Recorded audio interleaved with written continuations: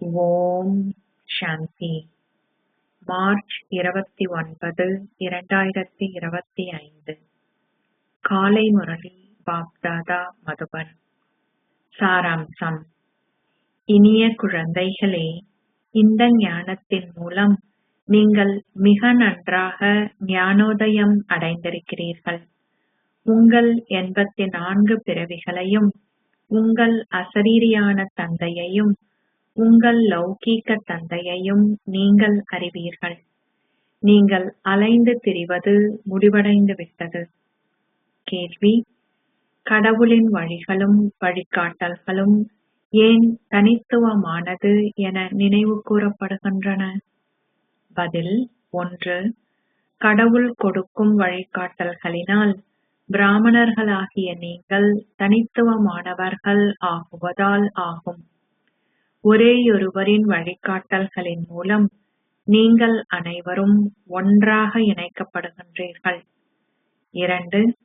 கடவுள் மாத்திரமே அனைவருக்கும் சர்க்கதி அருள்கிறார்கள். அவர் உங்களை பூஜை செய்பவர்களிலிருந்து பூஜிக்க தகுதி வாய்ந்தவர்கள் ஆக்குகின்றார். இதனாலேயே அவருடைய வழிகளும் வழிகாட்டல்களும் தனித்துவமானவை. குழந்தைகளாகிய உங்களைத் தவிர வேறு எவரும் இவற்றை புரிந்து கொள்ள மாட்டார்கள். ஓம் சாந்தி. குழந்தை ஒருவரின் ஆரோக்கியம் குறைவாக இருந்தால் தந்தை நல்லது, இங்கேயே உறங்குங்கள் என்பதை குழந்தைகளாகிய நீங்கள் அறிவீர்கள். இதில் எந்த பிரச்சனையும் இல்லை. ஏனெனில் குழந்தைகளாகிய நீங்கள் எப்போதோ தொலைந்து இப்போது கண்டெடுக்கப்பட்டவர்கள். நீங்கள் 5000 வருடங்களுக்கு பின்னர் மீண்டும் வந்து பாபாவை சந்திக்கின்றீர்கள். நீங்கள் யாரை சந்திக்கின்றீர்கள்? எல்லையற்ற தந்தையை. இதனை நம்பிக்கையுள்ள குழந்தைகள் புரிந்து கொள்கின்றார்கள். நிச்சயமாக நீங்கள் எல்லையற்ற தந்தையை சந்திப்பீர்கள். இரு தந்தையரே உள்ளனர். ஒருவர் எல்லைக்கு உட்பட்டவரும் மற்றவர் எல்லையற்றவரும் ஆவார். துன்பத்தில் அனைவரும் எல்லையற்ற தந்தையையே என்பதால் நிச்சயமாக அவர்கள் பௌதீக தந்தையை மாத்திரமே நினைவு செய்கின்றார்கள். இந்த உலகில் நீங்கள் லௌகிக தந்தையின் ஊடாகவே பிறப்பு எடுக்கின்றீர்கள். எவ்வாறாயினும் பரலோக தந்தை ஒரேயொரு தடவையே வந்து உங்களை தனக்குரியவர் ஆக்குகின்றார். நீங்களும் தந்தையுடன் அமரத்துவ உலகில் வாழ்கின்றீர்கள். அது உலகிற்கு அப்பாற்பட்ட பரந்தாமம் என அழைக்கப்படுகின்றது.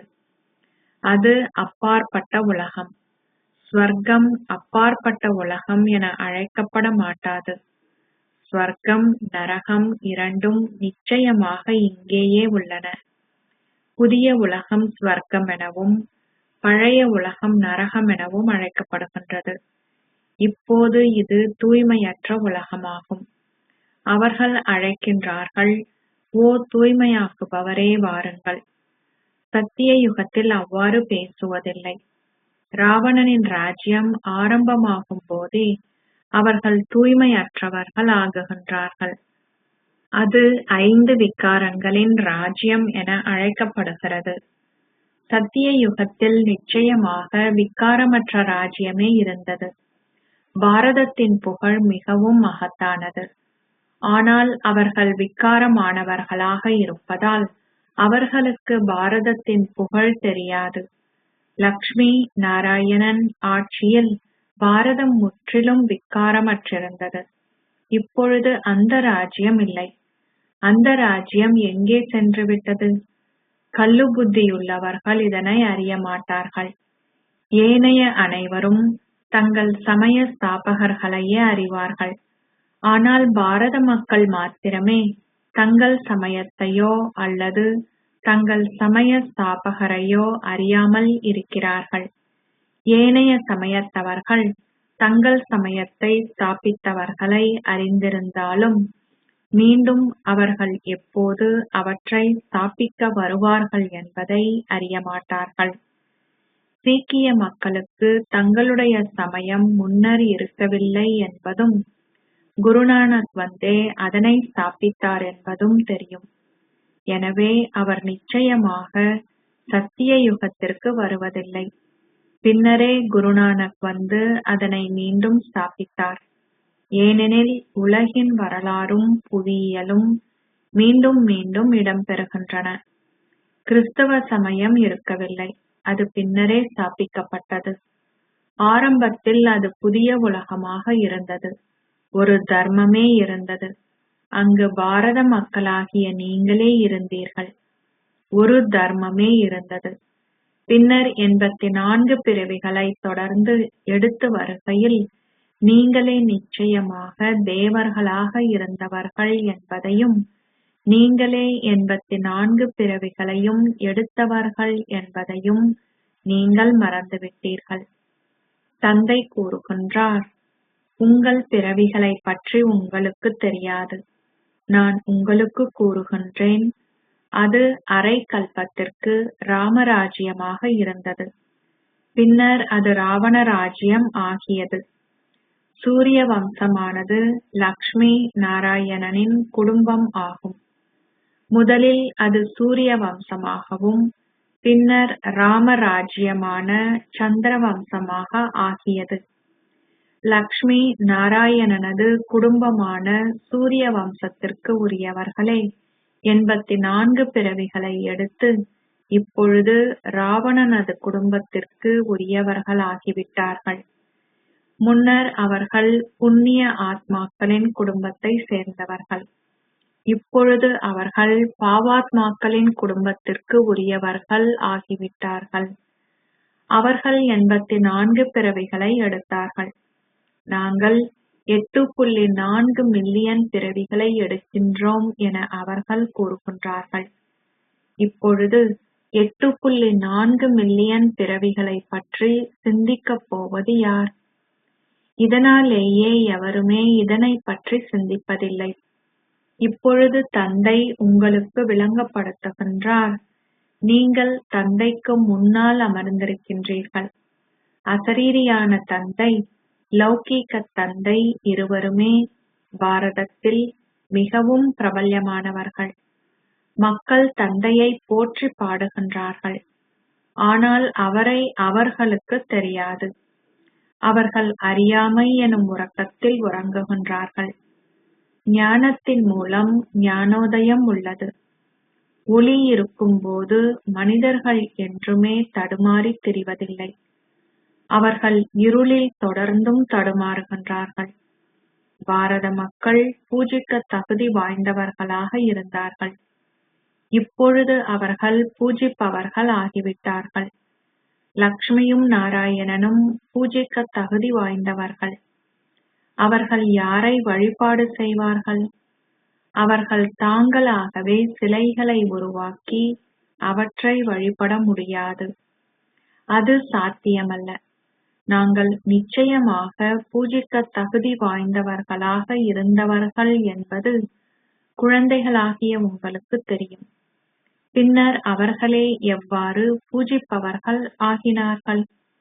இவ்விஷயங்களை வேறு எவருமே புரிந்து கொள்வதில்லை. தந்தை மாத்திரமே விளங்கப்படுத்துகின்றார். இதனாலேயே அவர்களும் கூறுகின்றார்கள், கடவுளின் வழிகளும் வழிகாட்டல்களும் தனித்துவமானவை. பாபா எங்கள் வழிகளையும் வழிகாட்டல்களையும் இப்பொழுது உலகம் முழுவதிலும் தனித்துவமானதாக ஆக்கியுள்ளார் என்பது குழந்தைகளாகிய உங்களுக்கு தெரியும். உலகில் பல வகையான வழிகாட்டல்கள் உள்ளன. இங்கு பிராமணர்களாகிய உங்களின் வழிகாட்டல்கள் ஒன்றே ஆகும். அவை கடவுளின் வழிகாட்டல்களும் வழிகளும் ஆகும். வழிகள் என்றால் சர்க்கதியாகும். தந்தை ஒருவரே சர்க்கதியை அருள்பவர். அவர்களும் பாடுகிறார்கள், அனைவருக்கும் சர்க்கதி அருள்பவர் ராமரே. எனினும் அவர்கள் உண்மையாகவே ராமர் யார் என்பதை புரிந்து கொள்ளவில்லை. அவர்கள் கூறுகின்றார்கள், நான் பார்க்கும் இடமெல்லாம் ராமர், ராமர் மாத்திரமே உள்ளார். அதுவே அறியாமை எனும் இருள் என அழைக்கப்படுகின்றது. இருளில் துன்பம் உள்ளது, வெளிச்சத்தில் சந்தோஷம் உள்ளது. அவர்கள் இருளிலேயே அழைக்கிறார்கள். பிரார்த்தனை செய்வது என்றால் தந்தையை அழைப்பதாகும். அவர்கள் யாசிக்கிறார்கள் அல்லவா? தேவர்களின் ஆலயங்களுக்கு செல்வது என்றால் தானங்களை வேண்டி நிற்பவர்கள் அல்லவா? சத்திய யுகத்தில் தானங்களை வேண்டி நிற்பதற்கான அவசியம் இல்லை. யாசிப்பவர்கள் செழிப்பற்றவர்கள் என அழைக்கப்படுவார்கள். சத்திய யுகத்தில் நீங்கள் மிகவும் செழிப்பானவர்களாக இருந்தீர்கள். அதுவே செழிப்பு என அழைக்கப்படும். இப்பொழுது பாரதம் வளமற்றதாகிவிட்டது. இதனை எவருமே புரிந்து கொள்வதில்லை. சக்கரத்தின் கால எல்லையை தவறாக எழுதியுள்ளதால் நிச்சயமாக அவர்கள் குழப்பம் அடைந்திருக்கிறார்கள். தந்தை இங்கே அமர்ந்திருந்து மிக அன்புடன் விளங்கப்படுத்துகின்றார். ஒரு கல்பத்திற்கு முன்பும் அவர் குழந்தைகளாகிய உங்களுக்கு விளங்கப்படுத்தினார். தூய்மையாக்குகின்ற தந்தையாகிய என்னை நினைவு செய்யுங்கள். நீங்கள் தூய்மை ஆகுவீர்கள். நீங்கள் எவ்வாறு தூய்மையற்றவர் ஆகினீர்கள்? உங்களில் விக்காரம் எனும் கலப்படம் கலக்கப்பட்டு விட்டது. மனிதர்கள் அனைவரும் துரு பிடித்தவர்கள். இப்பொழுது அந்த துருவை எவ்வாறு அகற்ற முடியும்? என்னை நினைவு செய்யுங்கள். சரீர உணர்வை நீக்கிவிட்டு ஆத்ம உணர்வுடையவர்கள் ஆகுங்கள். உங்களை ஆத்மாக்கள் என கருதுங்கள். முதலில் நீங்கள் ஆத்மாக்களாகவே இருக்கிறீர்கள். பின்னர் நீங்கள் ஒரு சரீரத்தை எடுக்கிறீர்கள். எனினும் ஆத்மா அனாதியானவர். சரீரம் மரணிக்கின்றது. சத்திய யுகம் அமரத்துவ உலகமென அழைக்கப்படுகின்றது. யுகம் மரண உலகமென அழைக்கப்படுகின்றது. அமரத்துவ உலகம் இருந்தது என்றும் பின்னர் அதுவே மரண உலகம் ஆகியது என்றும் உலகிலுள்ள எவருக்குமே தெரியாது. அமரத்துவ உலகம் என்றால் அங்கே அக்கால மரணம் ஏற்படுவதில்லை. ஆயுட்காலமும் அங்கு நீண்டதாகவே இருக்கும். அது தூய உலகாகும். நீங்கள் ராஜரிஷிகள். தூய்மையான ஒருவரையே ரிஷி என அழைக்கிறார்கள்.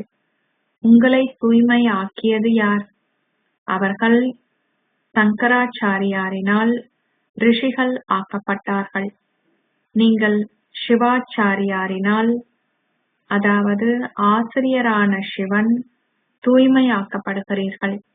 அந்த ஒரேயொருவர் எதனையும் கற்கவில்லை.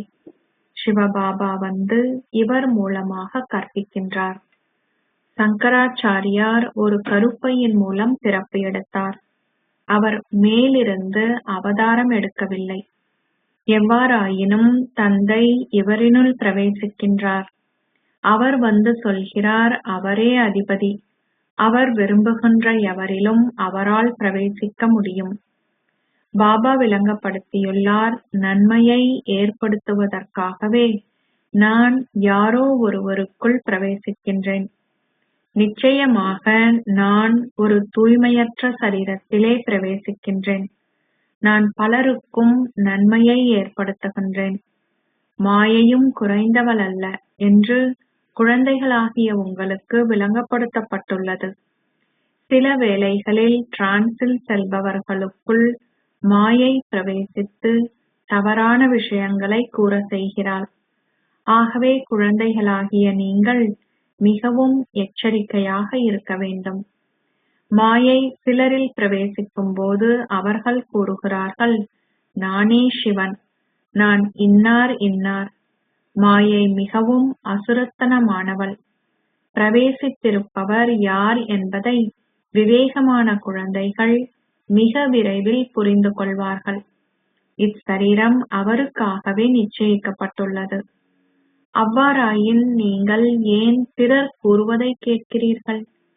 நீங்கள் அதனை செவிமடுத்தால் அந்த விஷயம் சரியா அல்லது பிழையா என பாபாவிடம் நீங்கள் கேட்கலாம். தந்தை நேரடியாக விளங்கப்படுத்துவார். அவ்விஷயங்கள் என்ன என்பதை புரிந்து கொள்ள முடியாத பல புத்திரிகளும் உள்ளார்கள். பிறரை அறைவதுடன் நிந்தனை செய்யும் அளவிற்கு அவ்வாறாக பிறரில் பிரவேசிப்பவர்களும் இருக்கிறார்கள். இவ்வாறாக தந்தை நிந்தனை செய்வாரா? பல குழந்தைகள் இவ்விஷயங்களை புரிந்து கொள்வதும் இல்லை. முதற்தரமான குழந்தைகளும் சில வேளைகளில் மறந்து விடுகின்றார்கள். பலரில் மாயை புகுந்து விடுவதால் நீங்கள் அனைத்தையும் பற்றி கேட்டறிந்து கொள்ள வேண்டும். பின்னர் அவர்கள் டிரான்ஸில் சென்று அத்தகைய அர்த்தமற்ற விஷயங்களை பேசுவார்கள். இதில் மிகவும் எச்சரிக்கையாக இருக்க வேண்டும். தந்தையிடம் முழு செய்திகளையும் கொடுக்க வேண்டும். இன்னாரில் மம்மா வந்தார், இன்னாரில் பாபா வந்தார். அவ்விஷயங்கள் அனைத்தையும் மறந்துவிடுங்கள். தந்தையிடம் ஒரு வழிகாட்டல் மாத்திரமே உள்ளது. என்னை மாத்திரம் நினைவு செய்யுங்கள். தந்தையையும் உலக சக்கரத்தையும் நினைவு செய்யுங்கள்.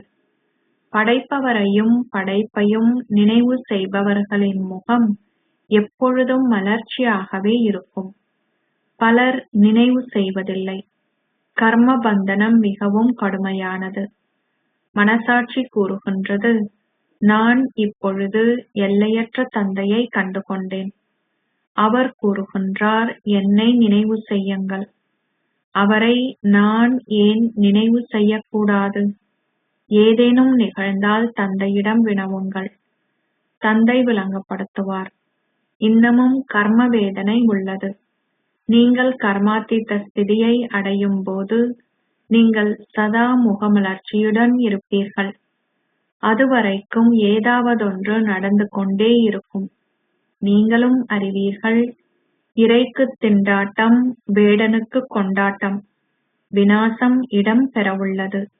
நீங்கள் தேவதைகள் ஆகுவீர்கள். நீங்கள் இவ்வுலகில் மேலும் சொற்ப நாட்களே இருப்பீர்கள். பின்னர் குழந்தைகளாகிய நீங்கள் இந்த பௌதீக உலகை விரும்ப மாட்டீர்கள். நீங்கள் சூட்சும உலகையும் அசரீரி உலகையுமே பெரிதும் விரும்புவீர்கள். சூட்சும உலகவாசிகள் தேவதைகள் என அழைக்கப்படுகிறார்கள். நீங்கள் கர்மாத்தீத ஸ்திதியை அடையும் போது நீங்களும் ஒரு குறுகிய காலத்திற்கு அவ்வாறு ஆகுவீர்கள். சூட்சும உலகில் தசையோ எலும்புகளோ இல்லை. அங்கு தசையும் எலும்பும் இல்லாவிட்டால் வேறு என்ன இருக்கும்? சூட்சும சரீரமே இருக்கும். நீங்கள் அசரீரி ஆகுவீர்கள் என்றில்லை. இல்லை, சூட்சும வடிவமே இருக்கும். அங்கேயுள்ள மொழி மௌன அசைவுகள் ஆகும். ஆத்மாக்கள் சத்தத்திற்கு அப்பாற்பட்டவர்கள். அது சூட்சும உலகமென அழைக்கப்படுகிறது. அங்கு சூட்சுமமான சத்தமே உள்ளது. இங்கே இது பேசும் உலகம். ஆனால் அங்கே அது அசையும் உலகாகும். பின்னர் மௌனதாமம் உள்ளது. இங்கே இது பேசும் உலகம். இந்த பாகம் நாடகத்தில் ஏற்கனவே நிச்சயிக்கப்பட்டுள்ளது. அங்கு மௌனமே உள்ளது. பின்னர் அசையும் உலகம் உள்ளது.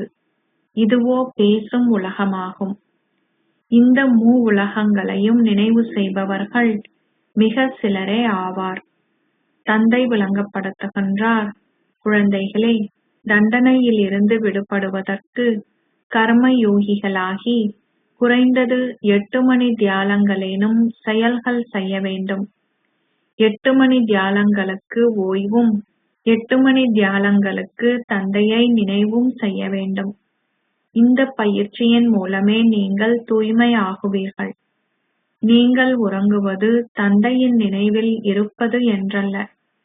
எவருமே நினைக்கக் கூடாது, நாங்கள் பாபாவின் குழந்தைகள் என்பதால் நாங்கள் ஏன் அவரை நினைவு செய்ய வேண்டும்? இல்லை. தந்தை கூறுகின்றார், என்னை அங்கே நினைவு செய்யுங்கள். உங்களை ஓர் ஆத்மாவாக கருதி என்னை நினைவு செய்யுங்கள். நீங்கள் யோக சக்தியின் மூலம் தூய்மையாகும் வரை உங்களால் வீட்டிற்கு செல்ல முடியாது. இல்லையேல் நீங்கள் தண்டனையை பெற்ற பின்னர் செல்லலாம். நீங்கள் சூட்சும உலகிற்கும் அசரீரி உலகிற்கும் செல்ல வேண்டும். பின்னர் நீங்கள் ஸ்வர்க்கத்திற்குள் பிரவேசிப்பீர்கள். பாபா விளங்கப்படுத்தியுள்ளார், சிறிது காலத்திற்கு பின்னர் இது செய்தித்தாள்களிலும் பிரசுரிக்கப்படும். இப்பொழுது அதற்கு நீண்ட காலம் உள்ளது. பெரியதோர் ராஜ்யம் ஸ்தாபிக்கப்படுகிறது. தெற்கு, வடக்கு, கிழக்கு, மேற்கு என பாரதமே மிகவும் பெரியது. செய்தித்தாள்கள் மூலம் ஓசை வெளிப்படும். தந்தை கூறுகின்றார், என்னை நினைவு செய்தால் உங்கள் பாவங்கள் அழிக்கப்படும். அவர்களும் அழைக்கிறார்கள், ஓ தூய்மையாக்குபவரே, விடுதலை அளிப்பவரே, துன்பத்திலிருந்து எங்களை விடுவியுங்கள். நாடக திட்டத்திற்கேற்ப விநாசமும் நிகழ வேண்டும் என்பது குழந்தைகளாகிய உங்களுக்கு தெரியும். இந்த யுத்தத்திற்கு பின் அமைதி நிலவும். அமைதி மாத்திரமே இருக்கும்.